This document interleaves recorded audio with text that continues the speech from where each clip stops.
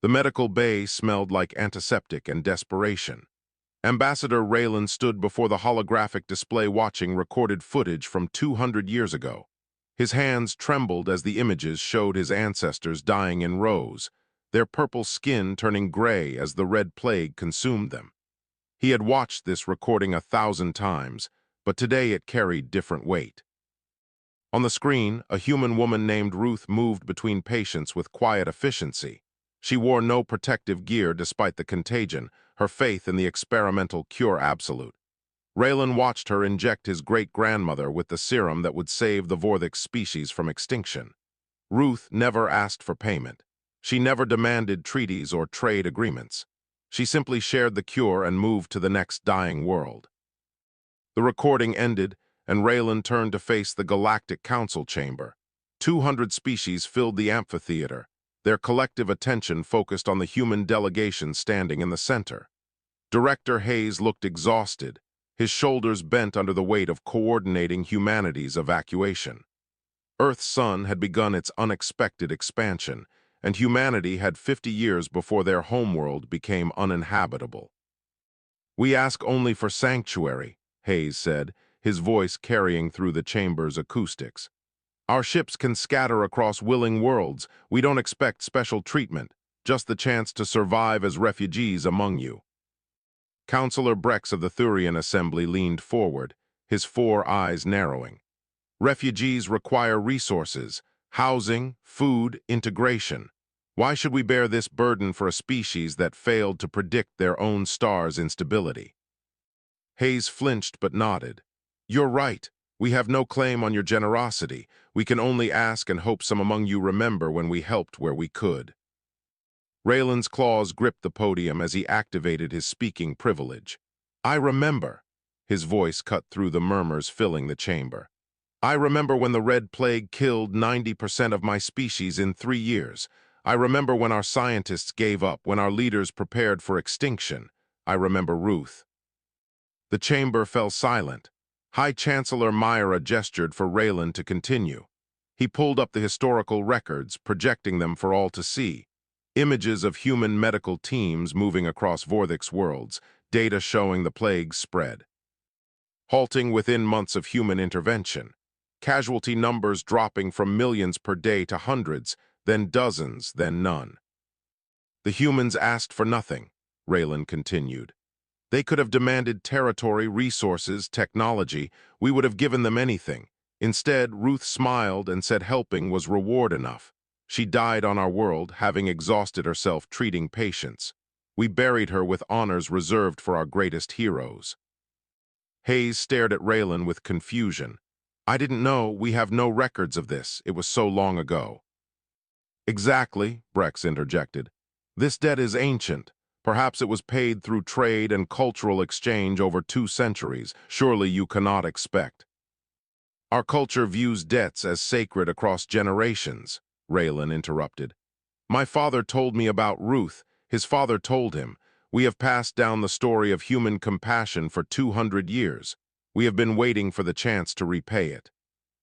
He pulled up new displays showing detailed surveys of an uninhabited star system. The Vorthix Empire offers humanity the New Haven cluster. 4 planets suitable for terraforming, rich asteroid belts, strategic location on major trade routes. We offer this not as charity, but as payment for a debt that saved our entire species. The chamber erupted. Representatives shouted over each other. Some demanded proof of the historical claims. Others questioned the precedent of giving an entire star system to refugees. Brex stood and called for order. "This is madness," Brex declared. "An entire star system for ancient medical assistance. What message does this send? That helping others creates eternal debts. That compassion is a business investment." Myra raised her hand for silence. "Ambassador Raylan, the Vorthix offer is generous beyond measure, but Councillor Brex raises valid concerns. Can you justify such an extreme repayment?" Raylan's voice softened. "I was 7 when the plague took my parents. I watched them suffocate as their lungs filled with fluid. I prayed to every deity in our pantheon for a miracle. Then Ruth arrived. She held my hand while treating my younger sister. She sang songs in a language I didn't understand to calm my fear. She saved my family when she could have let us die and negotiated for technology or land. He looked directly at Hayes. Director Hayes, your grandmother's name was Ruth Hayes. She led the medical mission to my world. She died saving strangers who could offer her nothing. I stand here because of her sacrifice.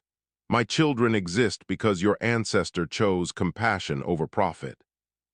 Hayes's eyes widened. My grandmother, I knew she did medical work off-world, but the records were lost in the archive purge. She saved billions of lives, Raylan said, and she asked only that we remember kindness when we saw others in need. Today, humanity needs us.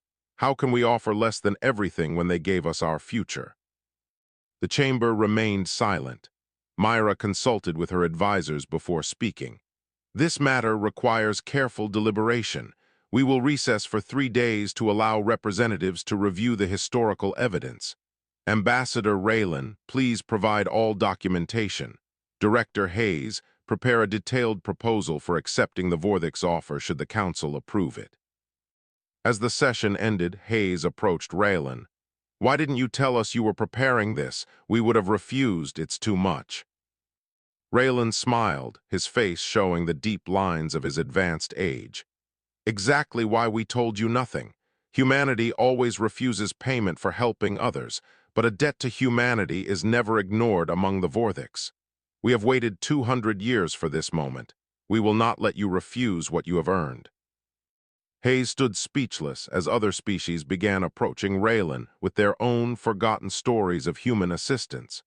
The weight of humanity's casual compassion was about to reshape the entire galaxy. 3 weeks had passed since Raylan's proposal shook the Galactic Council.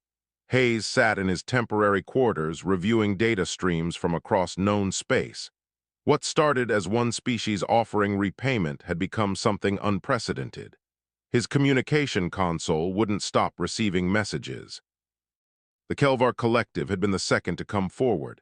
Their representative, a tall insectoid named Shira, arrived with agricultural records spanning a century and a half. Hayes listened as she explained how human engineers taught them sustainable farming techniques during their climate collapse. Before human intervention, Kelvar faced starvation within a generation. The humans shared hydroponics technology and vertical farming methods freely. We never paid for this knowledge, Shira explained, her compound eyes reflecting genuine emotion.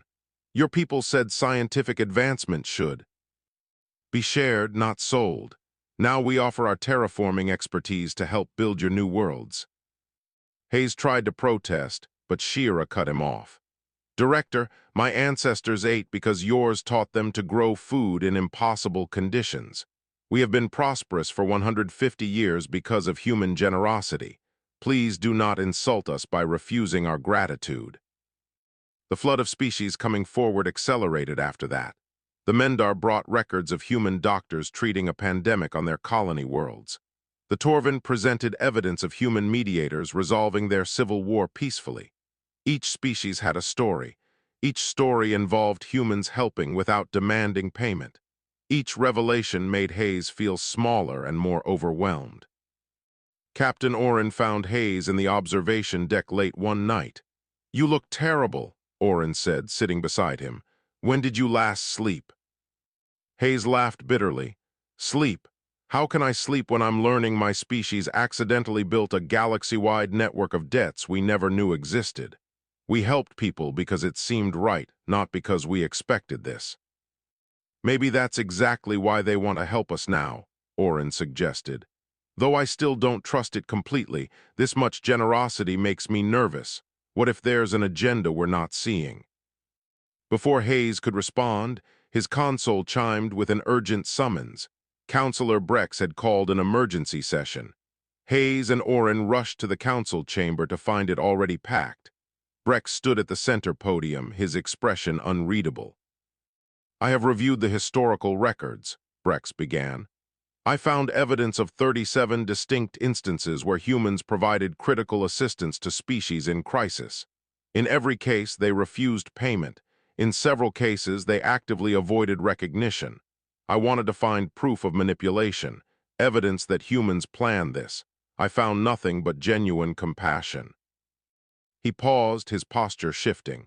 I was wrong. I accused humanity of being foolish for not leveraging their advantages, but I now understand their approach created something far more valuable than treaties or trade agreements. They built trust across generations. They invested in relationships without demanding returns. This is not weakness. This is strategic genius beyond my comprehension. Brex turned to face Hayes directly. Director Hayes, the Thurian Assembly adds its support to the Vorthix. Proposal: we also offer military protection for your colony ships during the relocation. We owe you this and more. Hayes stood frozen as Brex revealed that Thurian population growth rates had recovered after human geneticists helped solve their fertility crisis 80 years ago. Hayes's grandfather had been part of that research team. The project files were classified to protect Thurian privacy. Humans kept the secret for 8 decades. High Chancellor Myra called for order as the chamber erupted in discussion.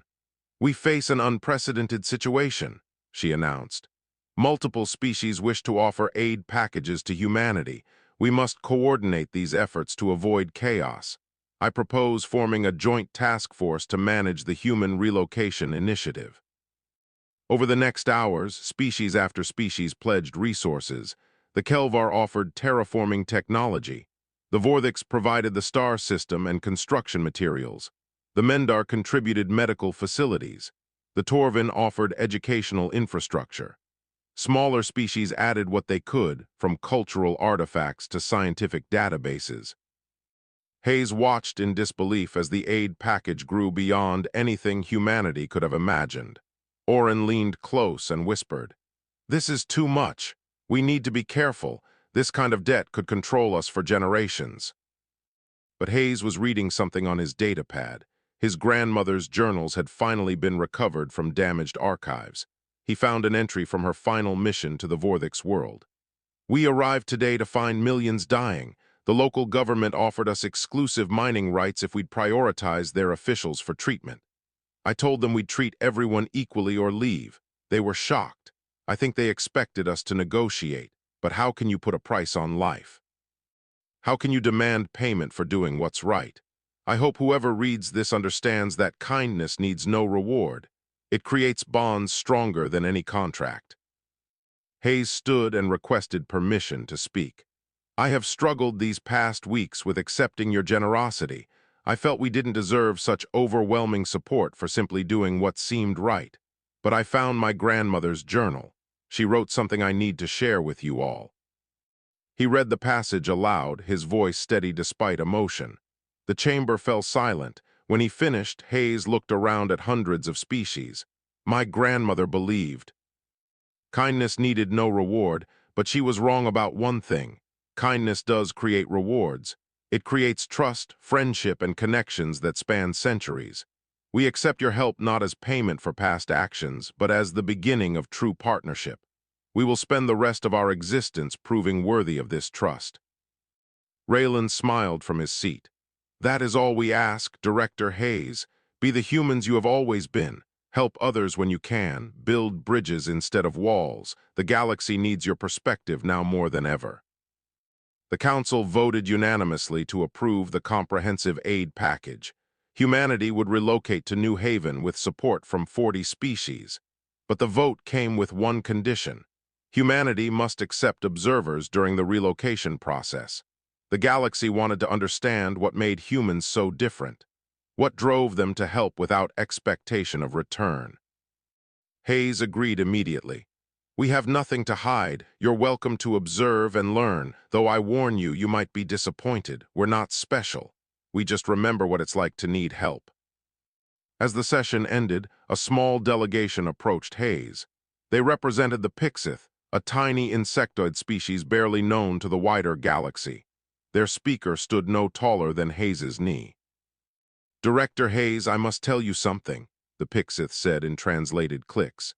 50 years ago, a human child visiting our world shared her lunch with my grandfather during a famine. She didn't know our crops had failed. She just saw someone hungry and gave him her food. Our people never forgot that gesture. We have little to offer, but we pledge our loyalty to humanity forever. A child's compassion saved my family line. Hayes knelt to meet the small alien's eyes. Tears streamed down his face as he finally understood the true weight of humanity's legacy. It wasn't grand gestures or major interventions. It was countless small acts of kindness rippling across time and space, touching lives in ways they never knew. The first colony ship broke through New Haven Prime's atmosphere under the watchful sensors of 50 different species. Patricia Chen coordinated the landing sequence from the makeshift command center, her screens filled with data streams in a dozen alien languages. 6 months into the relocation effort, and every day brought new challenges. Beside her, a Drakvir observer named Sark made notes on his datapad. His government had sent him specifically to find evidence of human manipulation. The Drakvir hegemony remained convinced that humanity's historical kindness was calculated strategy. Sark's mission was to expose their true nature. Landing Bay 3 has a coolant leak, Patricia announced calmly. Rerouting incoming transport to Bay 5. Kelvar engineering team, please respond. A chittering reply came through the speakers. The Kelvar terraforming crew was already moving to handle the problem. Patricia thanked them and moved on to the next issue. Sark noted how easily she worked with alien teams.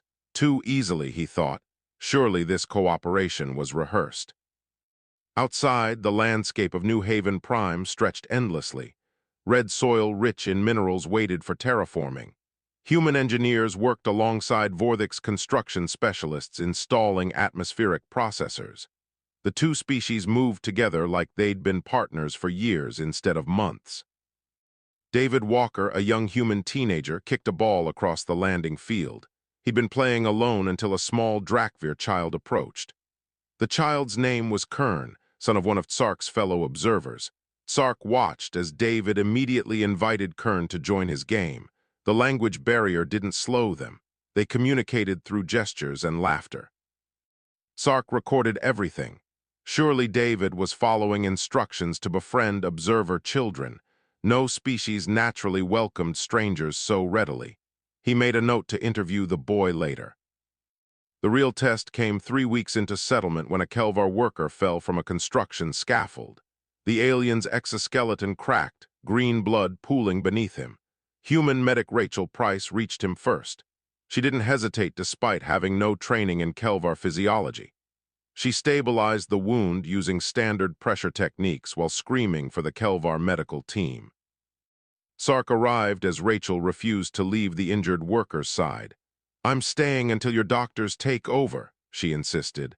"I won't let him die alone." The Kelvar survived. Rachel received no special recognition. She went back to treating human patients like nothing exceptional had happened. Sark added it to his report, but couldn't explain why she'd risked professional embarrassment treating a species she barely understood. 2 months passed, and Sark's reports grew increasingly conflicted. He documented human colonists, sharing food rations with observer teams, teachers setting up schools that welcomed alien children without question, scientists collaborating on research without demanding primary authorship. Every action seemed genuine, but Sark's training insisted no species acted this altruistically. He began subtle sabotage, small system failures to test reactions. When the water purification system malfunctioned in Sector 7, Sark watched to see if humans would prioritize their own. Instead, Patricia immediately diverted water to the alien observer quarters first. "They're guests," she explained when questioned. "We take care of guests before ourselves." Sark escalated. He corrupted data streams, nothing critical but enough to cause frustration. Humans responded by working longer hours to fix problems. They never blamed the observers. They never suggested the aliens were burdens. They just solved issues and moved forward. The breaking point came during the reactor crisis. A terraforming reactor overloaded, threatening to destroy an entire colony ship. Thousands of humans and hundreds of alien observers aboard. Patricia had minutes to decide. Available resources couldn't save both the human ship and the nearby alien transport. Sark watched her calculate. He expected her to save her own people. Any rational being would. Instead, Patricia began coordinating human evacuation. She was redistributing her colonists to other overcrowded ships to create space for alien observers. "What are you doing?" Sark demanded. "Save your people first." Patricia didn't look up from her console. "We have more ships. Your people have one transport. Math is simple. We evacuate you to our vessels and abandon the damaged ship. Everyone lives." "But your people will be cramped, uncomfortable," Sark protested. "They'll be alive," Patricia replied. "That's what matters. Now help me coordinate or get out of my way." Sark watched as human colonists volunteered to give up personal space. Families squeezed into smaller quarters. Some chose to sleep in cargo bays to make room for aliens they'd never met. Within an hour, every observer was safely transferred. The damaged colony ship was evacuated and scuttled. That night, Sark found David playing ball with Kern again. The boys had become inseparable despite species differences. Sark approached his son. "Kern, why do you play with the human?" Sark asked in their native language. Kern looked confused. "Because David is my friend, why else?" "Doesn't he treat you differently because you're Drakvir?" "No," Kern said simply. "He treats me like friend. He shares food, teaches me games, never makes me feel strange. David is best friend I ever had." Sark sat heavily on nearby crate. His worldview was crumbling. He'd been raised to believe species inherently competed. That cooperation was temporary alliance at best. But here was his son experiencing genuine friendship across species lines. Rachel found him there an hour later. "Observer Sark, you're injured." She noticed the cut on his arm from earlier accident. "It's nothing," Sark said. "Don't waste resources on me." Rachel was already cleaning the wound. "Resources aren't wasted when healing someone. Hold still. This might sting." "Why do you help me?" Sark asked. "You know I'm here to write negative reports about your species. I've been sabotaging your systems. I'm not your friend." Rachel paused, meeting his eyes. "You're hurt. That's all that matters. I don't heal people because they're nice to me. I heal them because that's what you do when someone needs help. It's not complicated." Sark felt something break inside him. His government's propaganda insisted humans were manipulators. But he'd sabotaged their systems and they still treated him with kindness. He'd questioned their motives and they still included him. He'd tried to prove them false and they kept being exactly what they appeared. "I need to file my report," Sark said quietly. Rachel finished bandaging his arm. "File whatever you need to. The truth is the truth regardless of what I want it to be." That night, Sark wrote his most detailed report yet. He documented every instance of human kindness, every sacrifice, every moment of genuine compassion. He concluded that humanity's altruism was real, that their pattern of helping others wasn't strategy but fundamental nature. He sent the report knowing it contradicted everything his government wanted to hear. Within a week, the Drakvir hegemony recalled him. They declared his observations compromised. They accused him of being manipulated by human psychological warfare. Patricia found Sark packing his belongings. "I heard about the recall. I'm sorry." "Don't be," Sark replied. "I told the truth. They didn't want truth. They wanted confirmation of their prejudice." "What will you do?" Patricia asked. Sark looked at Kern playing with David through the window. "I think I'll stay here if you'll have me. My government revoked my citizenship for filing honest reports, but I've seen what real community looks like. I want my son to grow up among people who value kindness over ideology." Patricia smiled. "You're welcome here. We can always use someone willing to tell the truth even when it's difficult." As Earth's last light faded in the distance, Sark watched human and alien children playing together. He'd come to expose humanity's secrets. Instead, he discovered that their only secret was refusing to keep score of who owed whom. They just helped and moved forward. It was simultaneously the simplest and most revolutionary approach he'd ever encountered. 2 years after New Haven's founding, the Galactic Council received Sark's comprehensive report. Chancellor Myra read it 3 times before calling emergency session. The Drakvir hegemony's response was already causing political tremors across known space. Ambassador Hayes represented humanity now. He'd transitioned from evacuation coordinator to New Haven's official voice in galactic politics. Today he stood before the council knowing something significant was coming. The tension in the chamber felt electric. The Drakvir hegemony has filed formal complaint, Myra announced. They claim observer Tsark was psychologically compromised by human manipulation tactics. They demand humanity be restricted to New Haven's system only. They propose quarantine to prevent further cultural contamination. Hayes had expected pushback, but not this extreme. Quarantine. We've done nothing but settle our new worlds and collaborate with neighbors. What contamination? The Drakvir representative, a military officer named Garth, activated holographic displays. You contaminate through excessive generosity. You make other species dependent on human assistance. You spread your culture of self-sacrifice, which weakens galactic defenses. Strong civilizations protect themselves first. You teach dangerous weakness. Raylan rose to counter, but Garth continued. Furthermore, we have evidence of plague outbreak on Drakvir colony world, similar to Red Plague that devastated the Vorthix. We believe humans engineered this disease to create new debts, to expand their influence through medical dependency. The accusation stunned the chamber into silence. Hayes felt his blood run cold. That's insane. We would never weaponize disease. Show me your evidence. We need no evidence, Garth declared. The plague appeared shortly after human settlers passed near our space lanes. The correlation is clear. We demand council sanctions against humanity immediately. Hayes looked to Myra. Chancellor, request permission to send medical teams to assess the outbreak. If there's plague, we can help identify the source and develop treatments. We have extensive experience with similar pathogens. Absolutely not, Garth snapped. We refuse human assistance. This is obviously trapped to gain access to our worlds. Drakvir science will solve this ourselves. Over the next weeks, the situation deteriorated. Thousands of Drakvir colonists died as their government refused outside help.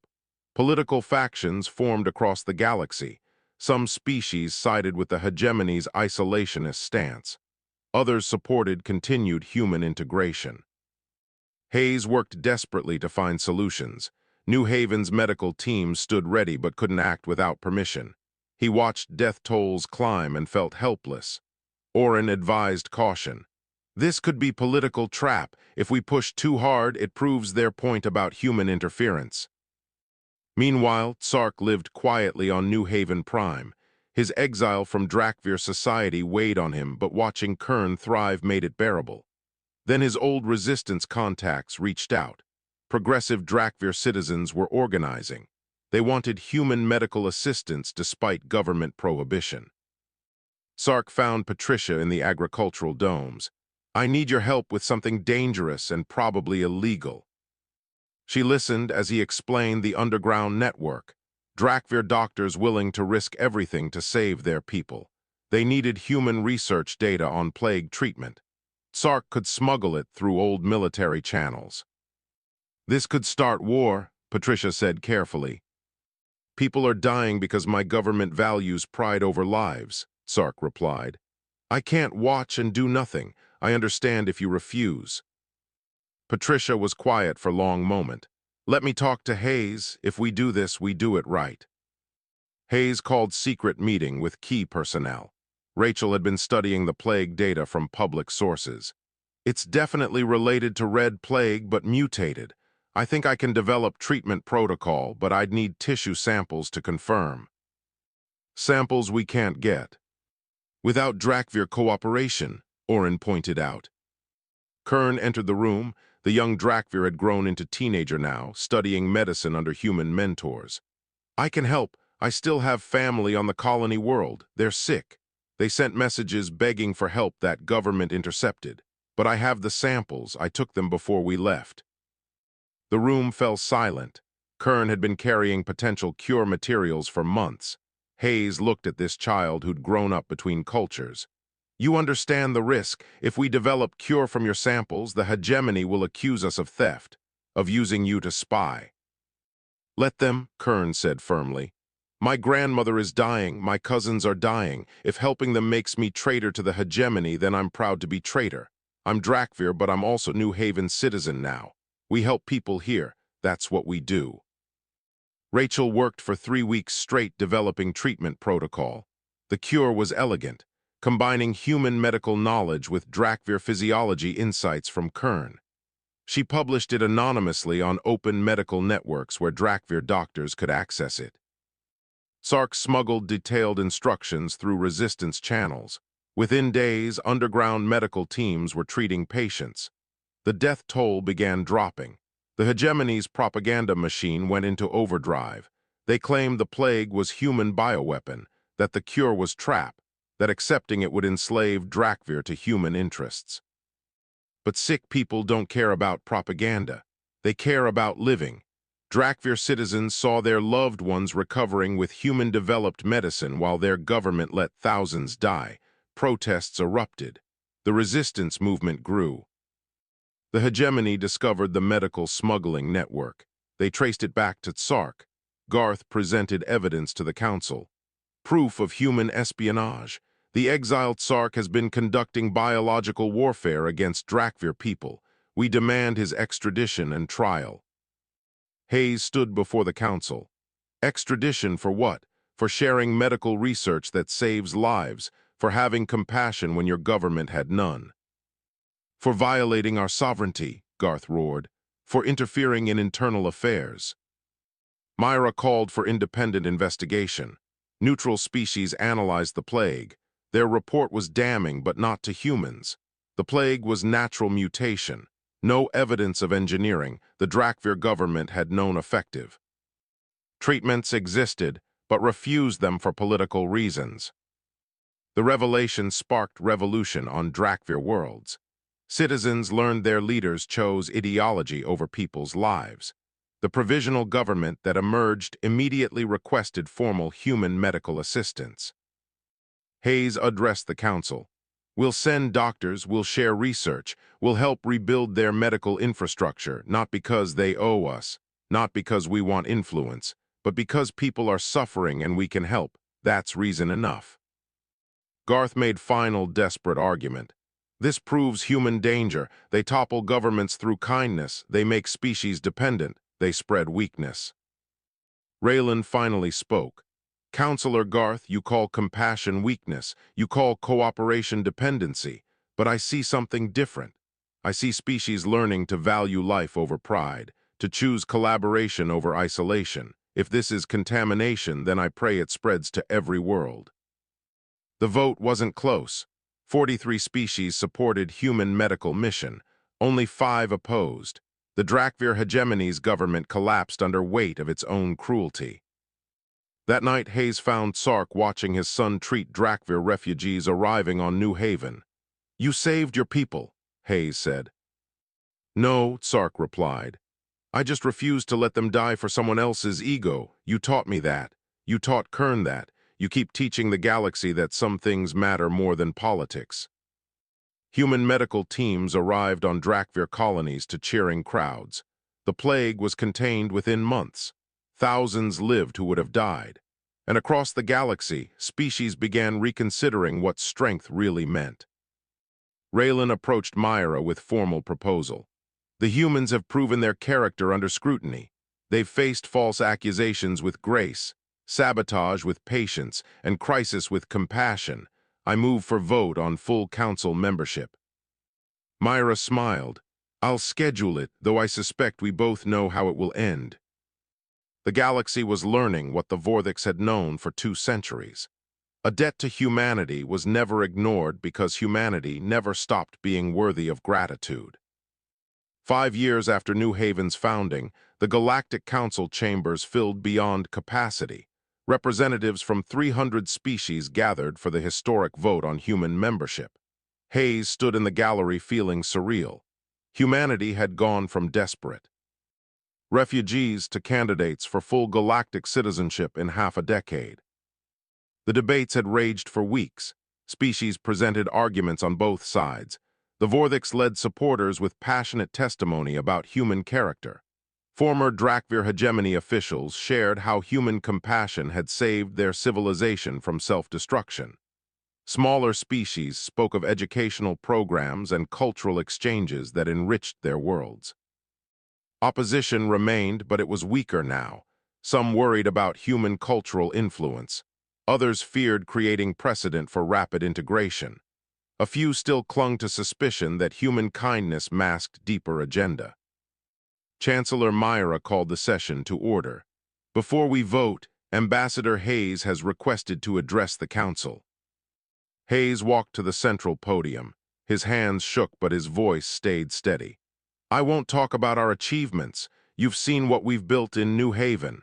I won't list our contributions because that would miss the point entirely. He paused, meeting eyes around the chamber. Instead, I want to talk about our failures. We make mistakes constantly. Our first terraforming attempt on New Haven 3 nearly poisoned the water table. We've had cultural misunderstandings that offended allies. We've been arrogant about our methods and slow to learn from other species. We're not perfect. The gallery murmured. This wasn't typical membership speech. Hayes continued. We don't have all the answers. What we have is willingness to try, to help when we can, to learn when we fail. Earth taught us that cooperation beats competition every time. Our homeworld was harsh. We survived by taking care of each other. That's all we know how to do. He looked at Raylan. My grandmother saved billions of Vorthix not because she was exceptional, but because helping those in pain seemed obvious. Every human medical student learns the same principle. You treat who needs treatment. You don't calculate political advantages. You just help. Before Myra could respond, the chamber doors opened. A delegation of beings unlike any species present entered. They moved with fluid grace. Their forms seemed to shift in the light, ancient and powerful in ways that made even seasoned council members nervous. I am Speaker Corin of the Andurians, the lead figure announced. We apologize for the interruption, but this matter concerns us directly. Myra recovered her composure. The Andurians rarely attend council sessions. To what do we owe this honor? Corin's form solidified into something vaguely humanoid. We have observed humanity for 300 years. Every species they assisted was known to us. We monitored their actions across dozens of worlds. Hayes felt cold dread. You were testing us. Yes, Corin confirmed. We sought species worthy of great responsibility. Previous candidates failed. They helped only when advantageous, negotiated for every kindness, saw other species as resources to exploit. Humanity was different. The Andurian pulled up holographic records, Ruth treating plague victims, human engineers sharing farming techniques, mediators resolving conflicts, hundreds of incidents across centuries. You helped consistently. You never demanded payment. You actively avoided recognition. This pattern intrigued us. Why test us at all? Raylan demanded. What gives you right to manipulate events? Because the galaxy faces threat from dark regions of space, Corin replied. Ancient enemy that respects only overwhelming force or absolute compassion. Military might alone cannot defeat them. We needed species that fights for others instinctively. Humanity passed every test without knowing they were tested. Hayes processed this. So every species we helped, every crisis we responded to, you were watching. Not every event, Corin clarified. But we monitored your responses. Ruth's choice to share the Red Plague cure freely was your first major evaluation. You passed spectacularly. She could have negotiated for anything. Instead, she gave knowledge and asked only for gratitude. The chamber erupted in angry debate. Species felt manipulated. Some demanded Andurian explanation for deceiving the galaxy. Others questioned whether human actions meant anything if orchestrated by outside observers. Myra called for order. Speaker Corin, your revelation complicates this vote significantly. How can we evaluate human character if their tests were staged? The tests weren't staged, Corin corrected. The crises were real, the suffering genuine. We simply observed human responses to actual emergencies. They chose compassion every time, no manipulation required. Hayes felt anger building. You watch people die to test if we'd help them. That's monstrous. We watched to see if you'd help when no one was keeping score, Corin replied. Many species perform kindness. For reputation, humanity helped even when they thought no one noticed. That proved authentic character. Raylan stood. This doesn't change anything. Humans saved my species whether Andurians watched or not. The medicine was real. The lives saved are real. I don't care about outside observers. Other species echoed his sentiment. The Kelvar insisted human agricultural help transformed their civilization regardless of Andurian interest. Former Drakvir representatives noted humans risked political crisis to save people who accused them of biowarfare. Those actions spoke for themselves. Corin waited for silence. We offer humanity role as galaxy's defenders. Position comes with ancient technology, weapons and shields beyond current understanding. Also comes with becoming primary target for the enemy we've mentioned. Humanity would protect all species as they've already demonstrated they will. Hayes wanted to refuse on principle. Being tested without consent felt like violation. But he thought about Ruth, about his grandmother who helped because helping was right. Would she refuse this responsibility out of wounded pride? I need to consult with New Haven leadership, Hayes said carefully. Of course, Corin agreed, but the council vote should proceed. Our offer doesn't depend on membership status. We recognize humanity's character regardless of political standing. Myra looked at Hayes. Ambassador, do you wish to postpone the vote? Hayes considered, then shook his head. No, we came here to join the galactic community as equals. Andurian tests don't change who we are or what we want. Let's vote. The chamber fell silent. Myra activated the voting system, all in favor of granting humanity full council membership. Every light turned green. 300 species, unanimous approval, first time in recorded galactic history. Hayes stood speechless. Raylan approached with tears in his eyes. Welcome, my friend, officially and finally. Later, Hayes met privately with Corin. We'll accept your responsibility, not because you tested us, but because protecting others is what we do anyway. Might as well have proper tools for it. Corin's form rippled with approval. That response is exactly why you were chosen. You see it as duty, not privilege. 10 years later, Hayes stood beside Raylan at Ruth's memorial on New Haven Prime. The statue showed her holding hands with Vorthic's child. Inscription read, simply, she helped because she could. The debt is paid, Hayes said quietly. Raylan laughed. No, my friend, the debt is never paid because your people keep creating new ones. Yesterday, human teachers opened schools on 4 more worlds. Last week, your doctors developed cure for Kelvar genetic disorder. You won't stop helping long enough for Galaxy to catch up on gratitude. Hayes smiled. I suppose that's fair. They watched human and alien children playing in the plaza. David commanded Joint Defense Fleet now alongside Kern. Patricia and Sark had married, symbolizing unity between former enemies. Earth stood preserved as museum world, memorial to humanity's origins and testament to survival through cooperation. Do you ever regret it? Hayes asked. Offering us New Haven, watching us spread across the galaxy. Raylan's eyes reflected the 3 sons. Every day I'm grateful we remembered Ruth's kindness. Every day I'm proud the galaxy learned what we Vorthics knew all along. A debt to humanity is never ignored, because humanity never stops being worthy of everything we can give. Above them, ships from 100 species patrolled together, defending not territory but shared future. Humanity had changed the galaxy not through conquest, but through persistent refusal to abandon those in need. It was simultaneously their greatest strength and their most dangerous vulnerability. But as Raylan often said, some vulnerabilities were worth keeping.